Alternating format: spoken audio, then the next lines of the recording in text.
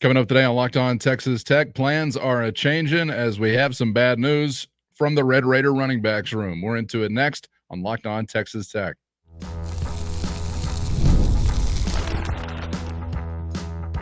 You are Locked On Texas Tech, your daily podcast on the Texas Tech Red Raiders. Part of the Locked On Podcast Network, your team every day. Great to be with you again on Locked On Texas Tech on the Locked On Podcast Network, your team every day, always free and available on YouTube or anywhere you get podcasts.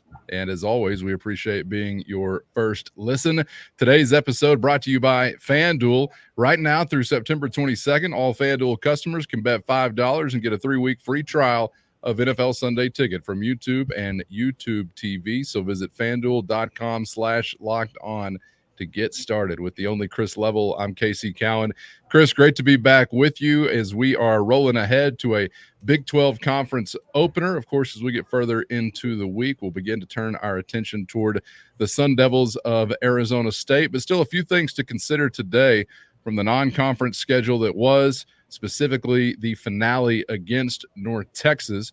We'll get to some things happening along the offensive line that I noticed and a question I have for you regarding that group up front. And also we'll get to a thought from Red Raider head coach Joey McGuire as to sort of what the offensive explosion was rooted in for Texas Tech that looked so different on Saturday compared to what we had seen in some previous weeks. And that involves the group that we will begin our conversation with today. And unfortunately, some bad news coming out of last week. I'm sure many noticed that Cameron Valdez was a scratch from the affair on Saturday. Unfortunately, going to extend much further than that. He's a scratch for the remainder of the season. So as we are now looking ahead to what's coming up, you're talking about Taj Brooks and a pair of freshmen. Very exciting freshmen and freshmen that we have seen do some great things.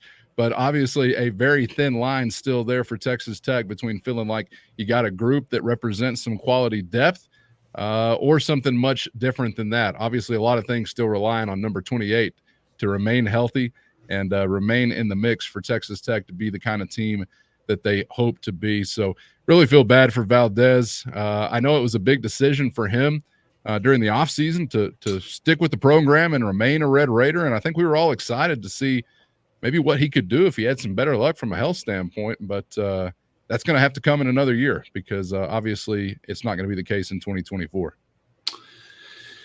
Yeah, it just seems like he hasn't been able to catch a break. He's always had, just some nagging ailment or something that has held him back. We've seen glimpses. I think, he was a guy we talked about a lot coming into last season. It was kind of, you knew you lacked juice and speed. And so we spent so much time talking about Dre McCray and maybe what he could add, and Cameron Valdez. And I just remember Joey kind of saying, with Cameron Valdez, he's so much different than what Taj Brooks is as far as running styles go. Because the year before, it was Taj Brooks and SaRodorick Thompson. They're in many ways, they're the same player. I mean, they lack maybe that top end speed, but they are going to, really shifty and going to be very tough and have some size to them. I mean, Cameron was a one cut and go guy, but you find out earlier in the week, that he's lost for the season. And there are other positions or other players, not to sound harsh here, but you're going to be okay. I hate it for the player. I hate it because, again, he hasn't been able to just get any traction. And that part is frustrating because you're right. It was a interesting decision. It's like, hey, man, I'm going to check and see what else is out there. And, okay, I'm going to stick with this deal.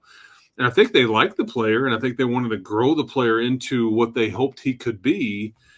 But injuries have just and then obviously with a season-ending knee injury, that potentially puts him in, depending on what it is, that puts him in, peril for spring football and all those things. You just don't know where this thing's going to go. So it does, and I think that before the season even started, it was Taj Brooks, and then it was Cameron kind of deal. And I think Kenny Perry had been like, man, I'm going to play them both. And now Cameron Dickey certainly will play, and now Jacoby Williams enters the chat because you're not redshirting him. You're not going to do it, I don't think, unless he's got 3 more games he can play in, and then that obviously, and then whatever postseason. But he's got 3 more games he can play in before he just triggers the season as being eligible for the full season. So I'm excited about that. I think if they will turn him loose and be a part of things, we touched on this in some of the shows earlier in the week, Cowan, about how much upside there is. I mean, it's like, he's slippery, he's tough, he's just got something about him that you just don't really have otherwise. Some speed and wiggle that I think you lack. And he's somebody that if you bounce it or get it on the perimeter, that's where I think he can make some money for you. Whereas the other 2 are more inside the tackles or second level or looking to punish. And Dickey's got some speed too, but Jacoby's just different. But so this has all changed that dynamic. And the other, who I think is your 4th string running back? I don't think, like in a meaningful game, I don't think Adam Hill takes a carry this year, a meaningful carry. I think that they would really like to redshirt him and all that. And he could, I guess, eventually switch back to linebacker. But I think Cam Brown is now really more in the conversation. Well, I mean, think about it. I mean, it's kind of what he is, just taking the snap, and he's 240. And so I just think in a pinch, you would potentially look at that. So we'll see kind of, but we can get into all these fun scenarios and talk about it all we want, but it's 28's job. It's going to be 28's job. And I like the job that 28 does. So we don't need to complicate this too much. But I just trying to offer up some different dynamics now that you're 3 games in and you've had somebody, lost for the season. If there's any dynamic that's changed, it's now, don't think you'll see Jacoby Williams redshirt, and I wouldn't be surprised if Cam Brown could offer up some depth there as well. Well, I definitely wanted to ask you about the redshirt aspect for Williams, and you came out kind of guns a-blazing. Sounded like you were feeling pretty confident that was off the table. So, and look, you're not looking into a crystal ball predicting the future, so I'm not going to hold you to this entirely, but I kind of wonder, is there any chance to try and play that 4-game deal where it's like, we make this call that week, or do you think we're just beyond that conversation because of the necessity of what your situation is now? I bet you find that out in the next couple of weeks. Like if he plays both of these next weeks, then it's just not happening. Yeah. If he plays only one of or neither of the next 2 weeks, but see, I don't even know if I buy that. I'm trying to talk myself into something I don't even believe. They're going to play him on special teams. He ain't redshirting. I mean, let's just get it out. I mean, I just don't see any way. And that's a direct result of this injury, right? Because he was, I think, bound for that. So here's what I think, that there was some thought coming into this deal, and Kenny Perry has talked about this. There's a role for him. And so Joey's comment in his press conference was something along the lines of, typically when you redshirt one of these freshmen, it's not really talent or it's not speed or it's are they physically ready right now? And most freshmen aren't. Now there's some exceptions. And when we mean by physical, this is why it just makes me cringe when you start talking about a true freshman offensive lineman. In many ways, it's just not a fair fight. Now, Cam Dickey is an example to the contrary. He is somebody, now one, he had spring football, and so I think that's a huge difference. He's been on campus for 9 months. He's been on the nutrition program for 9 months. He's been in their weight program for 9 months. And he already came in here at 210 plus. And he looks every bit of it. I mean, he looks like a grown man. He just looks like a young grown man. Well, and his speed, I think, within the game looks like he belongs too on this level. Right, 1,000%. Well, Jacoby didn't get here till May or June or whatever it is, and he's the smaller of the two. He's probably quicker, faster of the two, and that's not a knock on Cam or anything, but I just think he's got a little more juice and wiggle, but he can't pick up the blitz and do some of the things that Dickey can do either. But Chris, what's kind of funny is I think Dickey would probably be telling us, no, I got a little more juice and wiggle than you're giving me. And Williams would be telling us, no, I got a little more pop than you're giving me. So, and I mentioned that on, I think, yesterday's show or Sunday's show. The first time I noticed Williams on the field, he was slobber knocking somebody as a blocker. So I feel like both of those guys, I wouldn't say either one is necessarily one-dimensional, if that makes sense. All. They lean more towards one or the other, but I don't think they are strictly running down one lane as far as. And I go back to signing day whenever, heck, there's all these different signing days or signing times or time frames or whatever. I guess it's back in December of 23 when these guys put pen to paper and made it official and all that stuff. Because it's always like a week before Christmas and you got more things than you can going on in life. And basketball season's going, and at the time they were getting ready for a bowl game. But I just remember the talk out of the Texas Tech camp was, these two guys are maybe, we are excited about these two as much as anything in the class, and they are different than what we currently have. And what they mean by that is, I think the top end speed and some of the, because you're not, Taj isn't typically bouncing runs outside and then a race to the sideline and then goodbye. These two can do that, and specifically Williams. Taj is going to make his money being patient, making a tackler miss or breaking a tackle, whatever. But I think, you're looking at this trio for the rest of the season.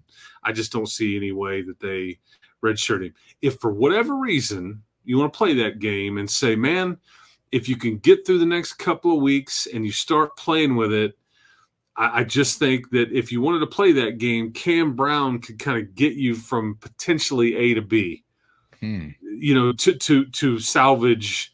But because Joey's philosophy typically is most of these kids aren't going to play a healthy 4 to 5 years. Odds are something happens and they miss either all or the bulk of a season. And so you just kind of worry about it later. And with the portal and they're more pressure to win now as opposed to developing and all the things, you just, so that's why I feel like that Mr. Williams, number 20 there, is going to be a full go going forward. And I'm here for it. I mean, I think he's ready. And I'm excited about seeing what all he can offer up. Yeah, after just a little taste, sure. I'm willing to let it ride. Give me another hit, man. Williams. Yeah, absolutely. Let's stick with what's happening on the offensive side of the football, specifically what happened last week. You and I touched a little bit on this as we kicked off the week, just talking about some of the things we saw happening differently from what we'd seen the majority of the non-conference schedule, particularly that weekend in Pullman, Washington. We saw some play action in the mix and really having some success for Baron Morton and the passing game. And obviously that's got me kicking my leg like a Cocker Spaniel, scratching me right where I itch. And a lot of that is based in, obviously, what the guys we were just talking about are able to do as far as establishing a ground game. And that's also based in, of course, offensive leadership, having the will and the desire to do that as the game begins. And we saw that with handoff, whatever it might have been in your first offensive series. It was clear that you really wanted to get Brooks involved as he returned to the field, and you wanted to give the defense something to account for as far as the ground game. As far as what's coming up next and moving forward, whether or not you can replicate that and how that comes to be, we heard from Red Raider head coach Joey McGuire on what it takes to really get it popping with play action. Here's Coach McGuire. First, today's episode brought to you by Roy. Red Raider fans, have you heard about Roy? It stands for Return on You, and it's a new platform that lets you, the fan, get involved in NIL like never before by making contributions directly to your favorite athletes. By supporting players directly, you can help shape the roster, retain talent, and even keep your favorite athletes out of the transfer portal.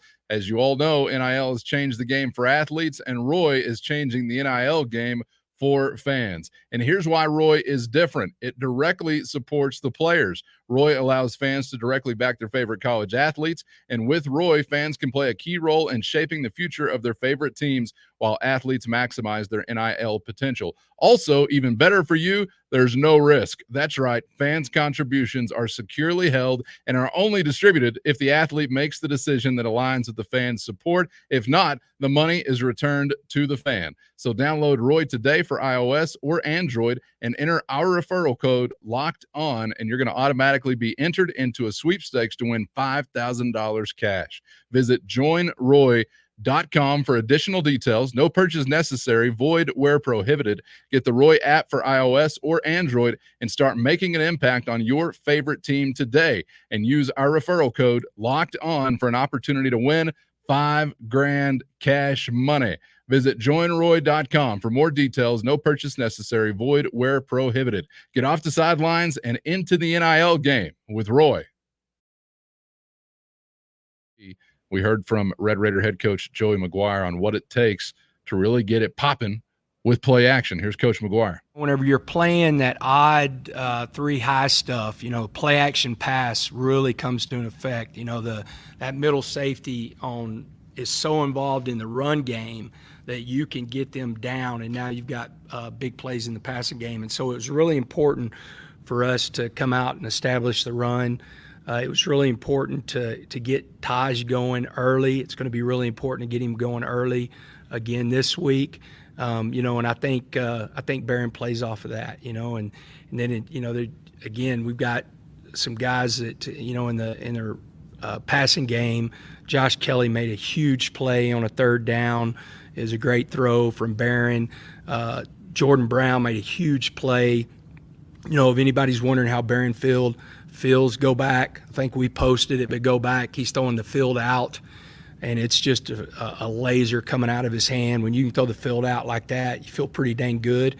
And so I thought that was a huge play in the game too, early, that really got us going. But, we've got to do a good job this week of running the football, because we got to affect them running the football to where we can get our play action pass. That's where the big plays come in, whenever we can get Barron going with our play action pass.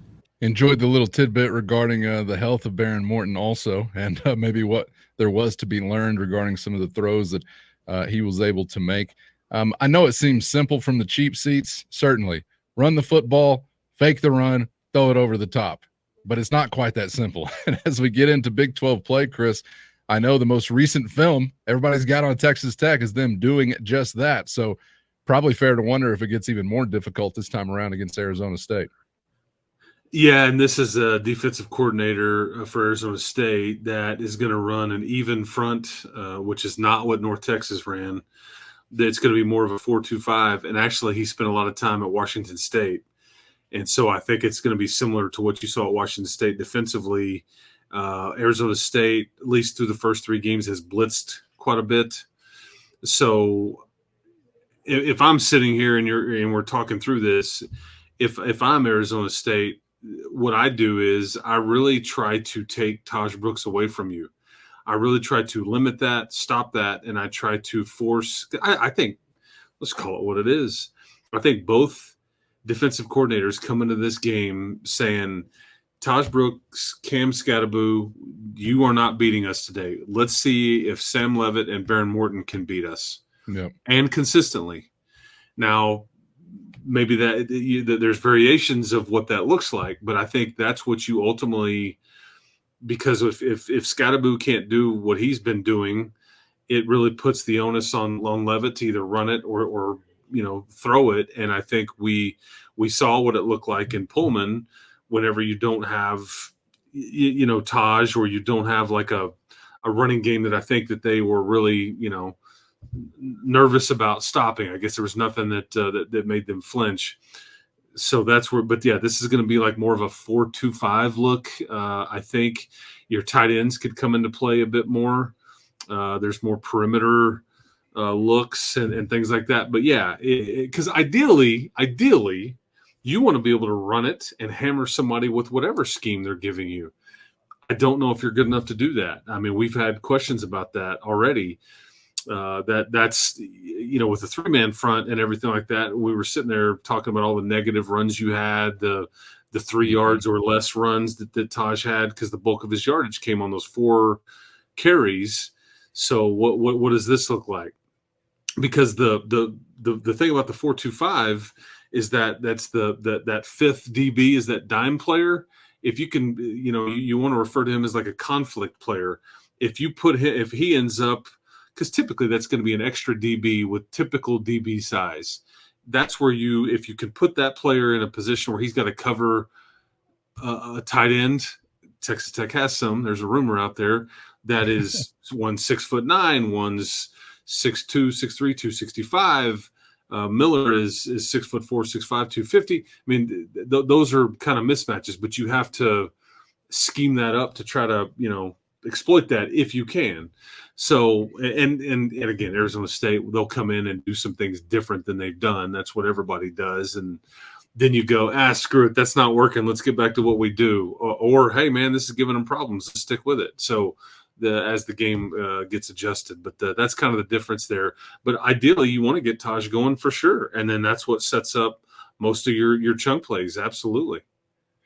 Yeah, and Scattaboo, he's one of my favorite kinds of running back. He's like a sledgehammer in tight pants, kind of like Taj Brooks as well, I suppose. And I'm thinking about, if either team was able to just say, all right, let's take the running backs out of the equation, you've still got a ground threat, it seems like, as it relates to Arizona State quarterback and his ability to move a little bit and still attack you as far as the rushing game is concerned, which unfortunately gives you some flashbacks to what happened in Pullman, Washington. So will be an interesting chess match to see play out as you try to prioritize from a DC perspective what you will really want to limit and force the opposing offense to rely upon if they're going to be successful and win the game. Before we get out of here, you already mentioned the big boys up front, and obviously it's been a very interesting 3 weeks for that group. First, today's episode brought to you by FanDuel, and America's #1 sportsbook is shaking it up to kick off football season with an offer a football fan can't afford to miss. Right now, through September 22nd, all FanDuel customers can bet $5 and get a 3-week free trial of NFL Sunday Ticket from YouTube and YouTube TV. Then with the YouTube TV base plan, you'll be able to watch every regular season Sunday afternoon out-of-market game. All you need is a Google account and a current form of payment, and of course, you can cancel at any time. Again, from right now through September 22nd, bet $5 and take advantage of a free 3-week trial of NFL Sunday Ticket from YouTube and YouTube TV. Just visit FanDuel.com/lockedon to download America's #1 sportsbook. You already mentioned the big boys up front, and obviously it's been a very interesting 3 weeks for that group as you lose for the season arguably your best offensive lineman in the newcomer in Vinny Scurry.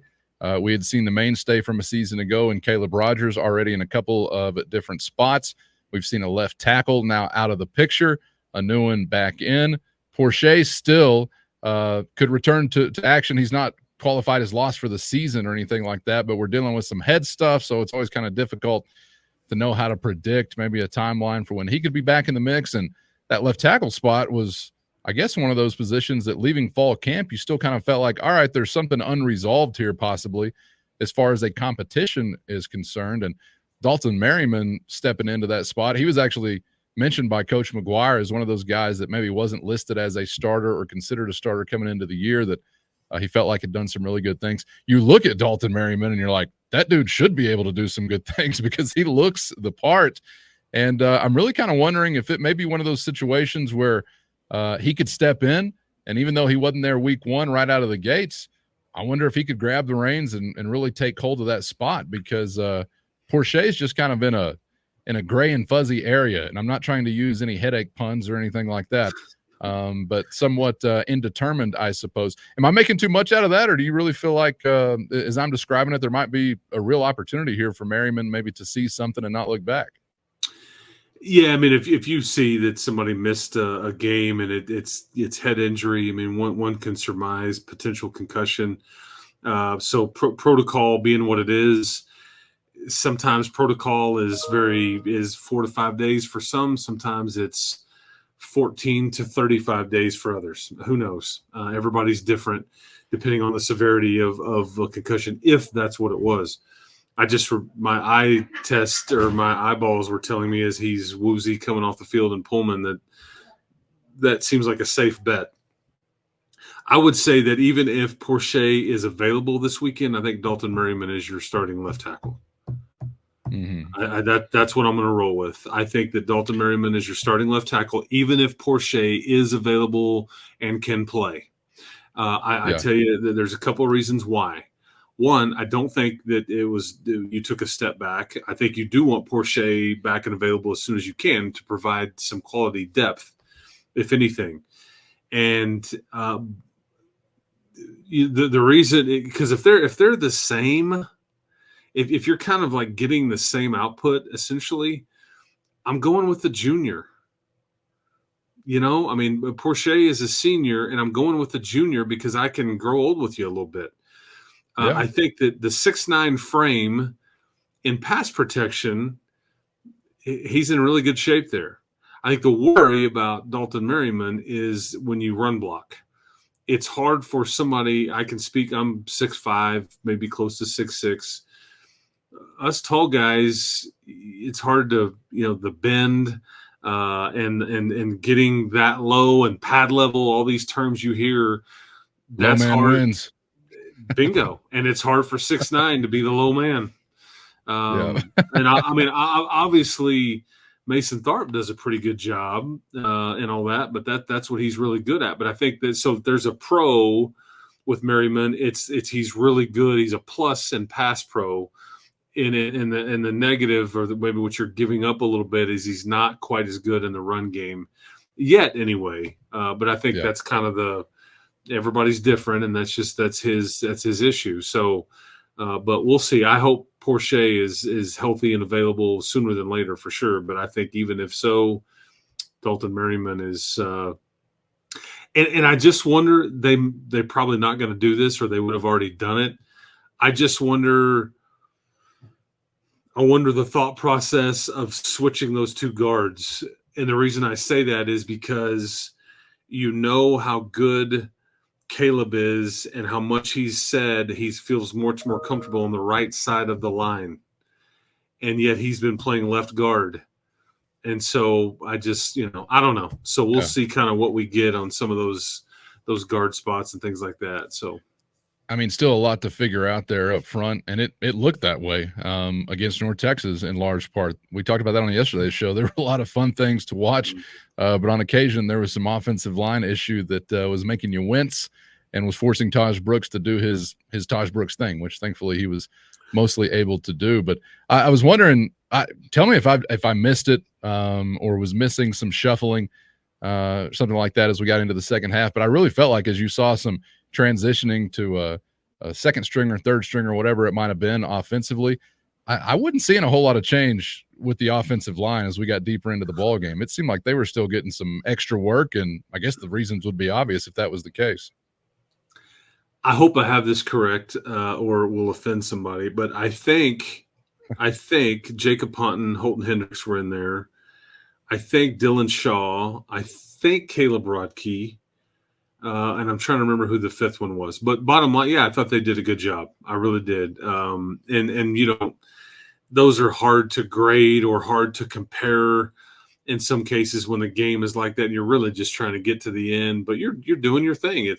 That's probably better than what you were doing in August in scrimmage situations in some cases. Yeah. But because there's people in the stands and it counts and all the stuff. PFF is offering up a grade on your performance and all the things. But I would agree with you. I felt like they did a pretty good job. And we'll just kind of see. I'm just not sure that we're ever going to feel great about this group as currently constructed for the remainder of the year. They may improve or kind of have some dips and all that, but it's because in some ways it's like, okay, it's about the same as last year. And then other times I feel like, man, this thing's being held together by, string and duct tape and chicken wire and whatever, where I'm just like, oh man, I just don't. and I'm sure the truth is somewhere in between, but it's just going to be a thing all season long, unfortunately. Hey, I don't mind seeing 2 tight ends in the backfield with Taj, and if that's the way you got to do it to make it work, that's fine with me. And we saw that I think more than once on Saturday, and wouldn't hate seeing that again. Speaking of feeling great, how about feeling good all the time? Do we have just what the doctor ordered for you? Locked On Texas Tech rolling out something brand new for the everydayers. I'm talking the most hardcore of the hardcore of the Locked On Texas Tech fam family. The newest click to hit the 806. It's the Matador Mob. And Chris, let me outline for our listeners and viewers what this is. This is a direct line that you've got an opportunity to have with Chris and myself. You ever wondering at midnight what Chris Level is eating for a midnight snack? Are you sleeping in BVDs tonight, Chris? You want to ask that question? If you're a member of the Matador Mob, you've got the line to ask that question. You see the QR code there on the screen. If you're watching us on YouTube, just hit that with your phone. It'll take you where you need to go. And I ain't kidding. It's your direct line to myself and Chris anytime, anywhere via one-on-one texts straight to your phone. You're going to get unique subscriber-only content and conversation, early episode releases, and exclusive episodes for Matador Mob members only. You can sign up today. It will typically cost you less than a cup of coffee a month. But right now, if you get signed up, you got a free 14-day trial to try it out, see how it fits you, if it's scratching you where you itch. And right now, to kick off conference play, we got a special deal going for our first 12 subscribers. You got 20% off with our Big 12 kickoff promo code. The promo code is Big 12, but if you don't want to remember that, just scan the QR code there on the screen with your phone. It's going to take you where you need to go to get signed up and get subscribed. Again, try it out for free for 14 days. After that, you're talking less than a cup of coffee a month for a direct line. You don't know how many people have this to Chris Level. It's like the family. I think even on occasion, do you cut Mama Level off? I'm not quite sure. It's like immediate family members. And, of course, my number's out there on various bathroom stalls, post office walls, so I don't know that I'm all that hard to find. But nonetheless, this is your direct line for any question, any comment, anytime, game day and beyond, and plenty of exclusives. So we'd love to see you get out there, take advantage of this conference opening offer, and get the free trial going, 14 days, and then take advantage for our first 12 subscribers. And if we get rolling, we may increase that number. You get 20% off as you roll into conference play. It's the Matador Mob, ladies and gentlemen. Skew it.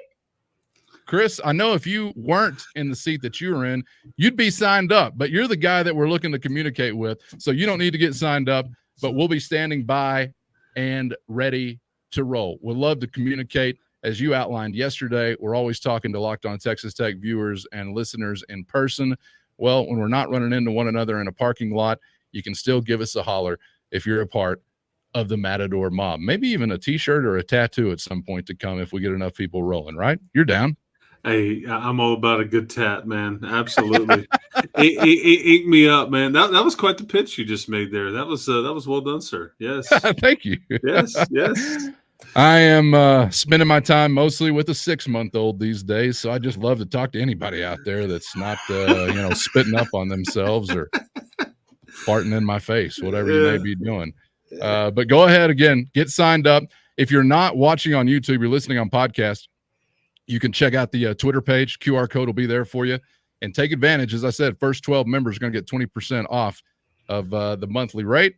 And you got the QR code there to get you going as we're happy to kick this sucker off to coincide with the opening of Big 12 play.